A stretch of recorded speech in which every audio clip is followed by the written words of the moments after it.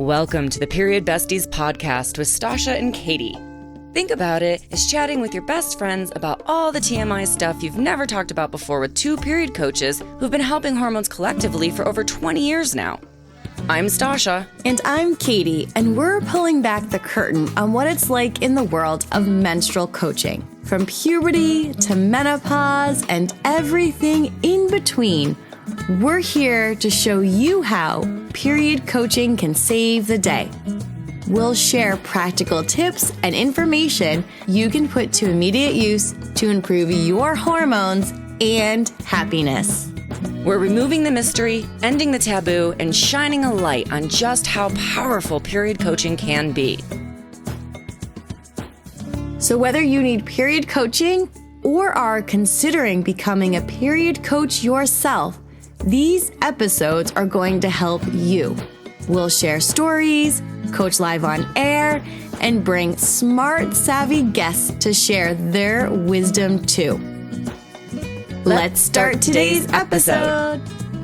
Welcome to the Period Besties podcast. Today we're going to dive deeper into menstruation, your period, and really talking a little bit more about what's happening in your body this time of your cycle. So day one is the first day of your cycle. So a lot of times it's really, if you're tracking, what time of day you're getting your period. Like I actually like to put what time my period arrives.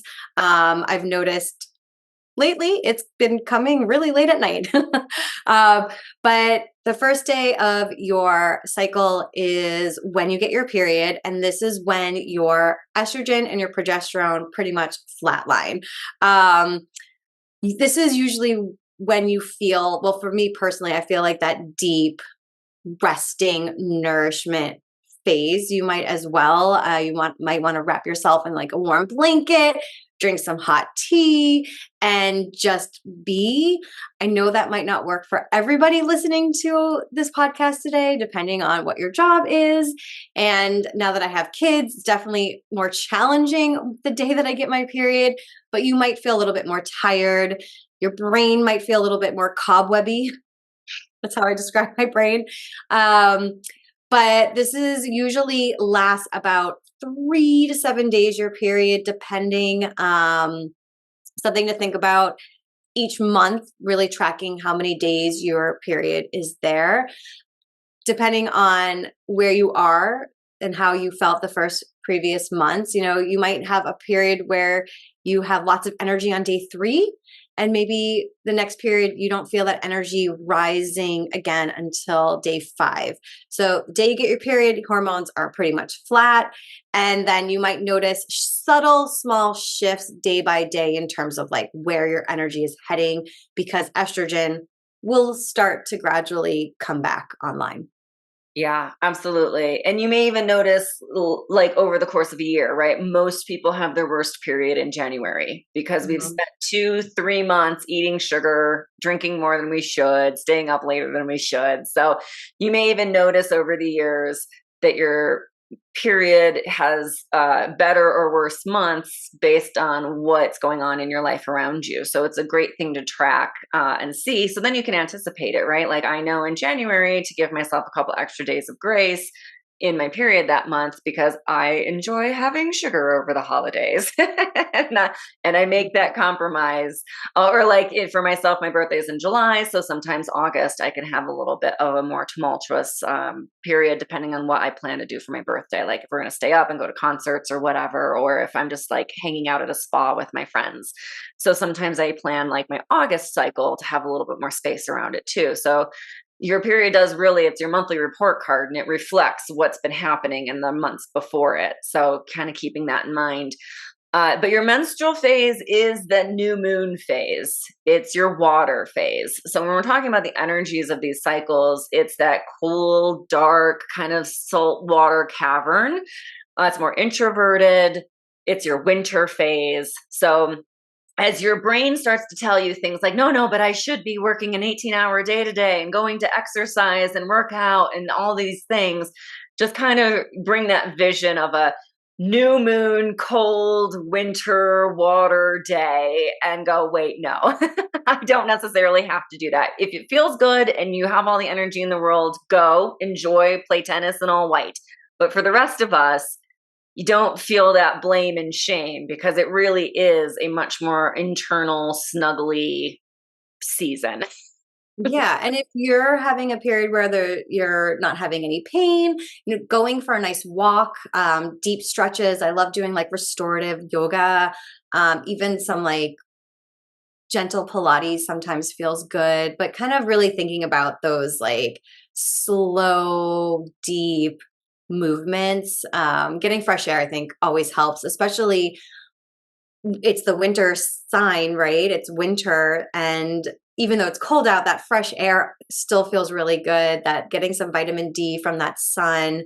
It can also help with sleep, seeing real sunlight, especially if you're in an office and you're kind of like going in before the sun comes up and leaving, trying to get outside for a 5-minute walk and getting that sun on your face can really help with your period a lot. It's really interesting. There's actually research about that now too. So yeah, absolutely. Yeah. One of the things I did for endometriosis was develop the sensual system. And that's what turned into the Flow Freedom program that I now have. But it's just all of your senses, right? I realized quite quickly that if smell, right, your oldest sense that goes right into your lizard brain, is being aggravated because something that smelled good to me last week now is jarring or acidic, or it just doesn't. It's going to add stress, which is going to affect your hormones. So think about all of your senses, right? Like Katie was just talking about movement, touch.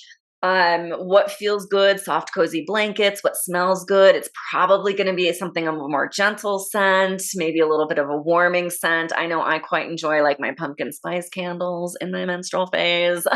So what scents around you? What's the sight and sound? Is it your dark cave? Or is it a bright action movie? The menstrual phase is definitely more of the like off screens, dim screens. So if you're at work, dim your screen, turn down the volume, listen to the acoustic music instead of the like rock and roll or whatever, So there's those little things in your body, in those different senses that you have, all affect your hormones, and your hormones affect them. So working with them rather than working against them is just going to make your life easier. So take into account, are you eating warm foods that are nourishing? It's a water phase, soups. Are the smells nurturing and warm? So really just taking into account those different movements and senses in this phase. Yeah, and you might also feel like your digestion might be off a little bit too. So that's another reason why like the warm cooked foods are the easiest to digest. They're going to feel like comfort. You're going to really warm that womb. Clients that have like painful periods, like the warmness of the food and the teas and things really, really help support that. You might be eating a whole episode on tea. Oh, yes, we definitely should. You might be wanting that chocolate. I have found over the years, talking about taste, that I notice a difference in how chocolate tastes to me the day before my period and when I have my period. It almost tastes like the most amazing chocolate you could buy in the world, like right then, no matter what it is, like it just tastes so much better. So really listen to that, like when you're thinking about working with your body and your hormones and like how things like feel. And, if you eat something, you're like, oh, this doesn't agree with me. And you notice that like each cycle, like that might be something you want to move and have during a different phase. You might be craving like more salty foods, like seaweed. I love seaweed snacks, but I always think of it as like, if you had like the morning off and you had nothing to do and you were like laying on your couch with your tea and your warm blanket and watching like your favorite rom-com, like that's kind of how I describe the menstrual phase. Absolutely. I mean, my corporate clients have all said like they started bringing a hot water bottle and a blanket and they're just sitting at their desk and they're cozying up as much as they can and they're bringing their tea and they just are like, you know what, I'm going to bring the warm coziness to the office because that's what I can do. So that's what I am doing. And I always applaud them for that because I feel like stepping out in that way is just being like, a really powerful statement, and I love it. So do what you need to do to feel good in this phase. And if working out reduces cramps and it makes you feel better, great. But like with endometriosis, it makes everything worse. So whatever it might be for you, listen to your body in this phase. It needs to be nourished. It needs to be cuddled. It needs to be loved. Think of yourself as, what would you do for a child in this phase? Like if your child was feeling like this, you would care for them. So care for yourself in whatever way feels best for you. Yeah.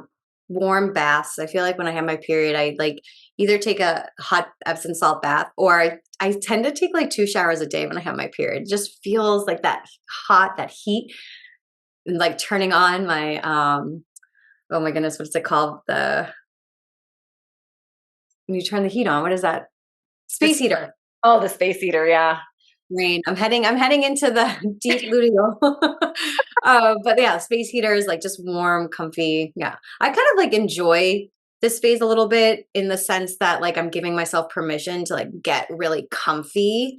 And I think that's challenging for a lot of people. So it's really helped me give myself permission to like just be comfortable and do things that support my physical body, but also my mental body, my mental health, and really being kind and gentle to myself. I think that's also something we want to share too. Yeah. It's certainly one of those things that I've always said, I hope that I keep this level of care postmenopausal. Like if I don't have endometriosis to smack me around if I get out of line, will I still give myself time and space? Like, will I go and start doing it with the new moon and say, like, I'm taking the week of the new moon off. I'm giving myself that space of the new moon.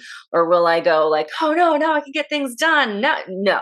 So I really hope that I've been learning the lesson over the years and internalizing it enough that when I get to postmenopause, that I can still give myself that grace and space. So it's so deeply rooted in your whole cells of every cell in your body. Like, I can't wait to check in with you then, but I think you're going to be. Yeah. Deep. Stay tuned to, I guess, episodes in the next 10 years. All right. I think that's a good wrap on just an overview of the menstrual phase. Of course, we're going to deep dive into all of these different topics and all these different phases over the coming years. So stay tuned. And if there's something you want to hear about in particular, or you have questions about, send them in. We're happy to answer. So, but yeah, just to give you a little bit of permission and information on how to care for yourself in the menstrual phase. And I hope that was helpful for you guys. Thank you for listening. A big shout out and thank you to our sponsors for today's episode, Period Coaching School and Katie Bressack Wellness. Thanks to you, our favorite bestie, for listening to the Period Besties podcast, where no topic is TMI. And of course, share this episode with your besties. Remember to leave us a 5-star review, nothing less than the best for us besties, and subscribe wherever you listen to podcasts. You can follow us on Instagram at Stasha Washburn and at Katie Bressack, or email us at periodbestiespodcast@gmail.com. Check out more about us at katiebressack.com and periodcoachingschool.com. And of course, check the show notes for free goodies and extras that support this episode. We'll see you on the next episode. Bye for now, besties.